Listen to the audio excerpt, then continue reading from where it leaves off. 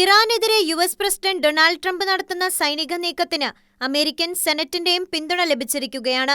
ഇറാനിലെ വ്യോമാക്രമണം തടയാനും യുദ്ധത്തിന് കോൺഗ്രസിന്റെ മുൻകൂർ അനുമതി നിർബന്ധമാക്കാനും ലക്ഷ്യമിട്ട് അവതരിപ്പിക്കപ്പെട്ട ഉഭയകക്ഷി പ്രമേയം സെനറ്റ് വോട്ടിനിട്ട് തള്ളി. ഇതോടെയാണ് തടസ്സങ്ങളില്ലാതെ ഇറാനിൽ സൈനിക നടപടികളുമായി മുന്നോട്ടു പോകാൻ ട്രംപിന് അനുമതി ലഭിച്ചത്. 100-അംഗ സെനറ്റിൽ നടന്ന വോട്ടെടുപ്പിൽ 53-നെതിരെ 47 വോട്ടുകൾക്കാണ് പ്രമേയം പരാജയപ്പെട്ടത്. റിപ്പബ്ലിക്കൻ പാർട്ടിക്ക് ഭൂരിപക്ഷമുള്ള സെനറ്റിൽ ട്രംപിന്റെ യുദ്ധനയത്തിന് അനുകൂലമായ നിലപാടാണ് ഭൂരിഭാഗം അംഗങ്ങളും സ്വീകരിച്ചത്. മേഖലയിലെ സമാധാനത്തിന് ഇറാൻ ഭീഷണിയാണെന്നും സൈനിക നടപടി അനിവാര്യമാണെന്നുമുള്ള ട്രംപിന്റെ നിലപാട് സെനറ്റ് അംഗീകരിക്കുകയായിരുന്നു. അമേരിക്കൻ ഭരണഘടനയുടെ ആർട്ടിക്കിൾ 2 പ്രകാരം പെട്ടെന്നുള്ള ഭീഷണി ഉണ്ടാകുമ്പോൾ സ്വയം പ്രതിരോധത്തിനായി മാത്രമേ പ്രസിഡന്റിന് ആക്രമണം നടത്താൻ അധികാരമുള്ളൂ. എന്നാൽ യുദ്ധം പ്രഖ്യാപിക്കാനുള്ള അധികാരം കോൺഗ്രസിനാണ്. ട്രംപ് ഈ അധികാരം മറികടന്നു എന്നായിരുന്നു ഡെമോക്രാറ്റുകളുടെ ആരോപണം.